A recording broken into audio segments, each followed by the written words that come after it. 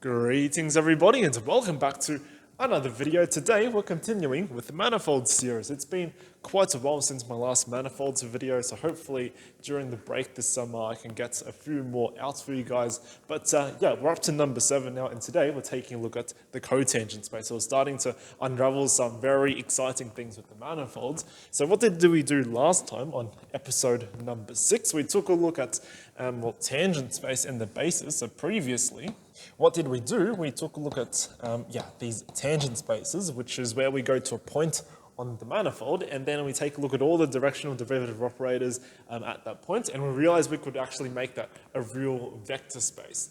Okay, so we have this TPM over here, and then in episode number 6, what we did was we took a chart, so a chart U-Rex from the smooth atlas, which is provided to us if we have a smooth manifold. And if we choose such a chart, we get what's known as the chart-induced basis, which is the set of tangent vectors, which we denote by del x. So x is the chart map I, and then at the points P. And then obviously I runs from 1 all the way up to the dimension of the manifold. So we get this nice basis on our tangent space, provided that we have a chart to work with. So in particular, if we have any tangent vector x inside of our tangent space TPM, we can write it, and I write it using the Einstein sum notation, as x up I, and then a del by del xi. So you notice over here we have this up index. These are the components. So these are just real numbers over here. And then we have this basis, which is, just tangent vectors. So these guys live in TPM. So again, just notice this up index and this down index over here. Whenever you have that up-down index, we have a contraction, which means we place an invisible summation out the front. So this sums all the way from I equals 1 up to I equals dim m. Okay, and in particular, with these components functions over here, there's a nice way to calculate them. We derived this in one of the previous videos. xi, the way this is defined is we take our chart map, which is x, but we take the ith component of that guy, and then we compose it with a smooth curve, gamma, which generates this tangent vector, x over here. Then we take the derivative and evaluate at 0, provided that the curve passes through the points P when the parameter value is 0. And you may notice something, and I should have pointed this out in the previous video, that this is just a smooth function over here. This is just an element of C infinity m. Right? And if you ever have a function composed with the smooth curve that generates the tangent vector derivative at 0, this is simply just the tangent vector x, but then you evaluate it on this coordinate function xi. So this is a really nice way to extract out your components of your tangent vector. Just take the original tangent vector and then evaluate it on a component function, and that gives you the coordinates. Okay, so this is what we're going to be using later. And we also have this tangent basis vector over here, so this del by del xi. Let me just remind you guys how this works over here, so we can understand the tangent vector by letting it act on a smooth function. So let's grab a smooth function f from C infinity m, so smooth functions, and well, how do we define this operation on a smooth function over here? Well, if you take a look at the map f, this is just a function from the manifold into the real numbers. But now we want to take the derivative of this function, so we have to go down to the chart representation, which is down here in RD. And then we differentiate the chart representation of f instead. So this is the map x. This map over here, this is f after x inverse. So this is defined to be the derivative in the ith direction of the chart representation of the function f, so f after x inverse, and then you want to evaluate it at p, but this is a chart representation, so you have to evaluate it at the chart representation of the point p, which is just x of p. So this is how we define the action of this tangent basis vector over here on some arbitrary smooth function. Okay. So this was just pretty much review of last time. So what are we going to be doing today? What we're going to be doing is we're going to be defining this T star PM. So this is the dual space of a manifold at the points P, and this is, well, just the tangent space TPM. And then you just take the dual of this. It's a dual vector space of this guy over here. So hopefully if you're watching this, you already have some idea as to what a dual space is, but if you kind of forgotten, I'll remind you, this is just a set over here of all functions, I'll call it omega, that take you from TPM into the base field, which is R in this case, but this is linear, so it's a linear map. So it's just a set of all these linear maps over here, and then you have the vector addition and scalar multiplication, which is just defined pointwise. It's not too tricky to find those things over here. So that's pretty much the definition of cotangent space. So that's video done, I guess. But no, there's a little bit more I still want to discuss for today, in particular how to construct the dual spaces of this guy. Before we do that, though, I do need to discuss something called the derivative of smooth maps. Okay, so what are we working with over here? Let's consider a smooth map between manifolds. So we're going to let's call it phi, going from a manifold M to a manifold N, be a smooth map. And what we're interested in is we're interested in defining a map between the corresponding tangent space of these two manifolds over here. So in particular, if you imagine a picture of sorts, it's sort of over here.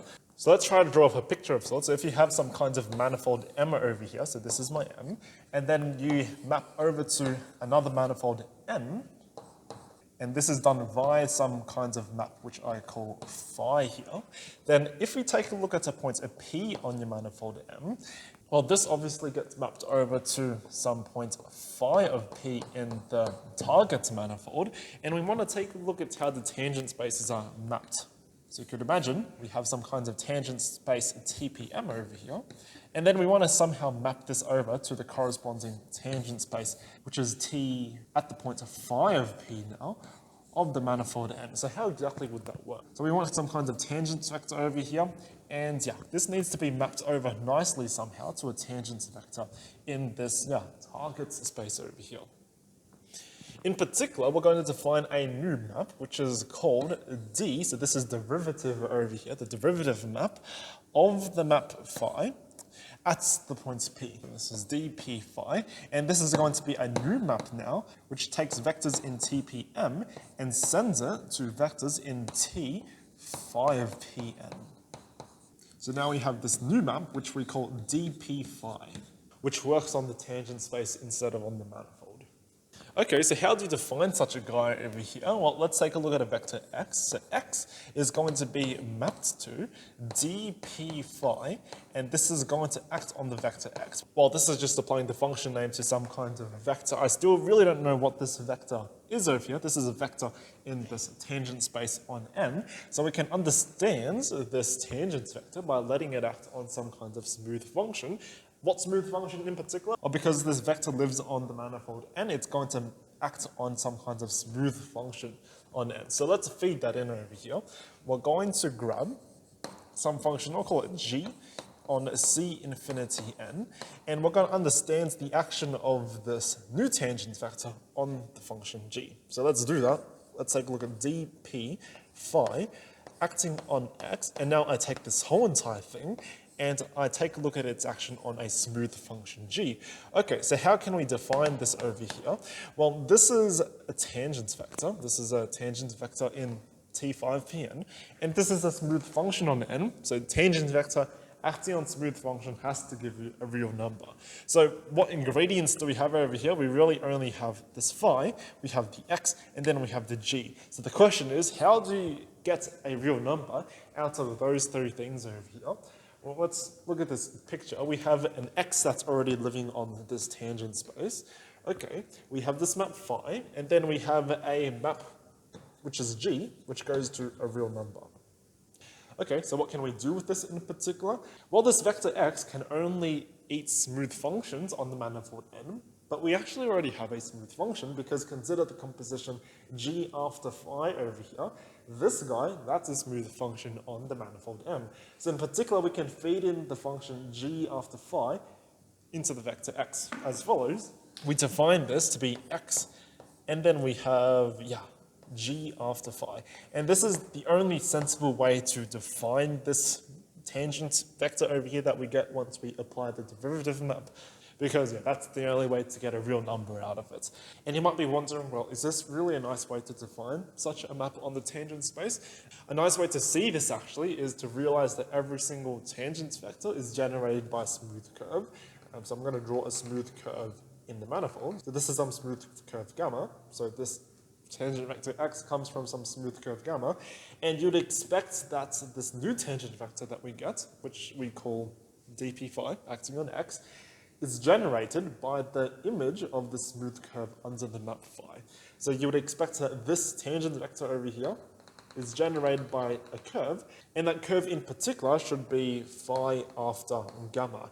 And in fact, it is that something you can check. So if you want a little bit of homework over here, you can in fact check that using this definition, we also get that this tangent vector on the manifold n, so dp phi, acting on the tangent vector x, and let's be a bit more descriptive of this tangent vector x, it's the one generated by the curve gamma at the point P. So if we apply this differential operator to this tangent vector x over here, we should get a tangent vector in this new tangent space, which I'll call it x once again, that's generated instead by phi after gamma, so phi after gamma, and then at the points, well, phi of p. That's something you can check.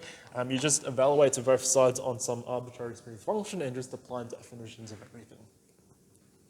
Okay, so one special case of this derivative operator over here of smooth maps is what we call the gradient of smooth functions.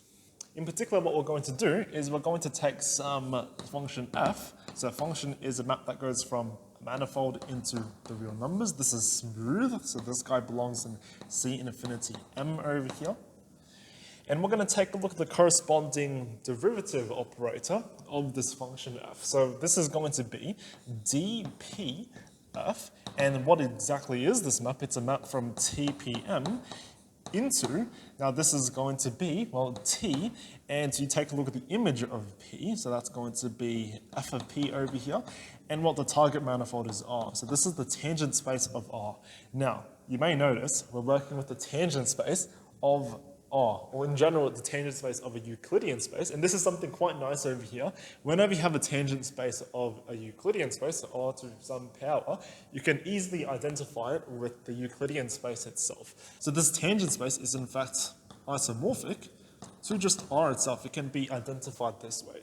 So how do you do such an identification? I'll describe it roughly over here. So if we have some tangent vector, let's call it y in this tangent space on the real numbers, what you can do is you can express it in terms of a basis. Well, because this is just one-dimensional, there's only one basis vector, so I'll call it, let's say, y1, so this is the component, and then del by del, the something, and then at the point, well, in this case, it would be f of p, I guess. And because this is already the real numbers, there's no need to pick some kind of fancy chart. You just pick the simplest chart you can think of, which is just the identity chart. So this is really del by del identity on R. And the way you identify this tangent vector with a real number is you just identify it with the components of y1 over here. And remember, how do you get to the y1 components? Y1, if you take a look back over here, the way you grab components of vectors is you just act on, well, the chart map itself. So you take your y over here and you act on the identity map. So that's how you identify it with the real numbers there. Okay, so using this identification over here, let's try to understand the image of this tangent vector x a little bit better. So we know this is still a tangent vector in T f of p r, but we can identify this guy with a real number by letting it act on the identity map. We identify this, so I'll still put, I'll just do that. Might be bad notation, I don't know. We identify this guy with a dpf acting on x, but this is still a tangent vector, so we let it act on the identity map. Okay, and let's see what this gives us over here. Well, using the definition before, what happens if we take that and act on a function, which in this case is the identity? What we get is the tangent vector, and then we act on, the function we plug in after the name of the map, which in this case is f. So let me write this out over here. We take the tangent vector, and we let it act on, that's going to be the function in question, which is identity on R, and then we compose this with f. But hang on a minute, f is a map from M to R, and this is the identity on R, so there's no need to even put this identity, so this in fact just becomes X acting on F, which is quite nice. So in fact, this derivative map over here, dpf, if we plug in a tangent vector X over here, so we have a dpf, if you let this act on a tangent vector X, this is simply just the tangent vector itself acting on the function. So this is a nice way to describe two sides of the same thing over here, where we have a tangent vector acting on a function. You can think about it from the perspective of the tangent vector, where the tangent vector is the one eating the function, or we can think about it from the perspective of the function, where the differential of the function is actually the one eating the tangent vector. In a future video, when we take a look at connections, there's actually a new notation, which is upside down triangle acting on F. And this is a pretty cool gadget over here when you study manifolds. Okay, so now you might realize something. I should have brought this up earlier, but this map over here, this dp phi map over here, this is actually a linear map. That's something we can check quite easily. That also means that this map dpf, that takes you from the tangent space to the real numbers, is also a linear map. And this is quite nice because that means this dpf over here is actually an element of the dual space tp star m. And this is really quite nice because now we've found a way to produce a bunch of covectors. All we need to do is take smooth functions and then just take the derivative of a smooth function at a particular point. And this gives us covectors. And the operation of turning a smooth function into a covector, that's called the gradient operator. That's simply a map which we call dp, and this takes a smooth function, c infinity m, into tp star of m by taking a smooth function f and then just spitting out its derivative dp of f, like so. Okay, that's nice. We have a gradient operator now that takes in smooth functions, gives you covectors, pretty cool. And now let's take a look at some examples of this. And well, what are some nice examples of smooth functions on manifolds? Well, we already have a chart chosen pretty much. So let's take a look at the component functions of that chart map, which are also smooth functions. So let's consider these x1s all the way up to x dim m. So we have dim many coordinate functions. Then using this gradient operator over here, we can also produce dim m many covectors, which is pretty cool. So this in turn gives us dp x1 all the way up until dp x dim m. And these are all elements of tp star m.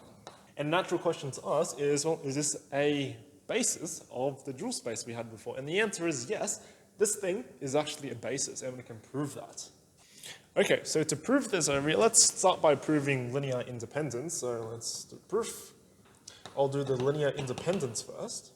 So how did we prove the linear independence? Well, we just take a linear combination of these covectors and you just set it equal to 0. So we'll take 0 is equal to a linear combination. So I'll denote this by lambda, and then we have a bunch of dp xi, and because we have an up index over here, that means this lambda needs to have a lower index. I'll discuss this later. So components of covectors have lower indices, whereas components of vectors have upper indices.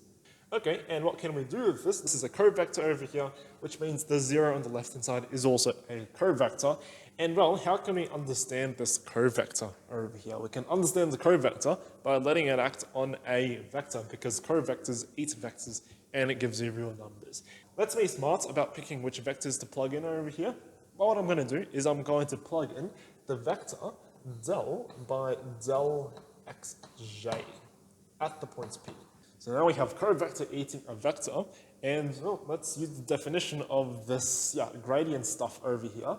So we have gradients of a smooth function acting on a vector is just the vector acting on the function itself. That's the situation we have over here.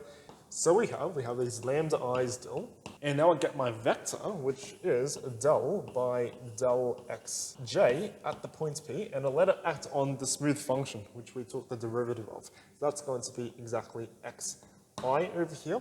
So now we have basis vector acting on a smooth function. How exactly is this defined over here? Well, we look back over to the review, and that's defined exactly like this over here. So we take the derivative in the ith direction.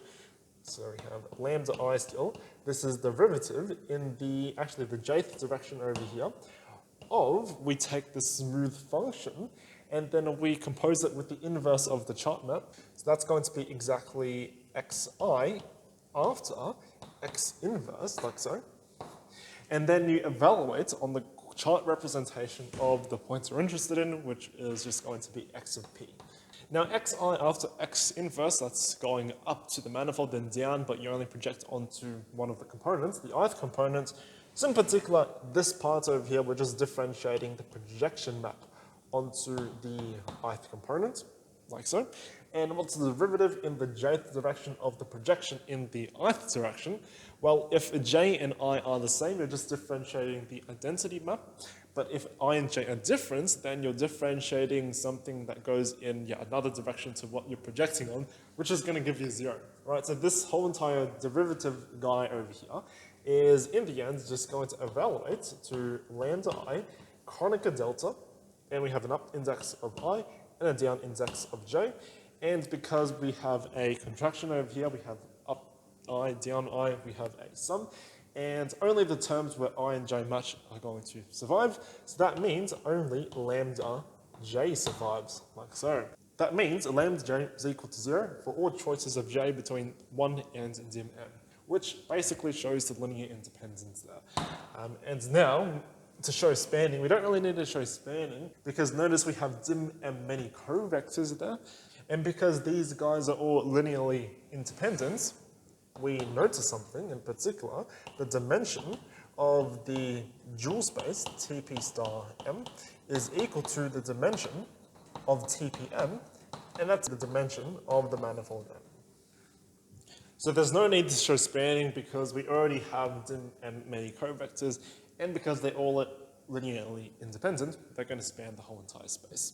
Okay, so this is quite nice. We managed to get a basis for the cotangent space. In fact, it's actually the dual basis, because you may notice when we take one of the basis elements of the dual basis and we act on the corresponding basis of the tangent space, we get this Kronecker delta, ij. And whenever you get a Kronecker delta, ij like that, that's the definition of the dual basis.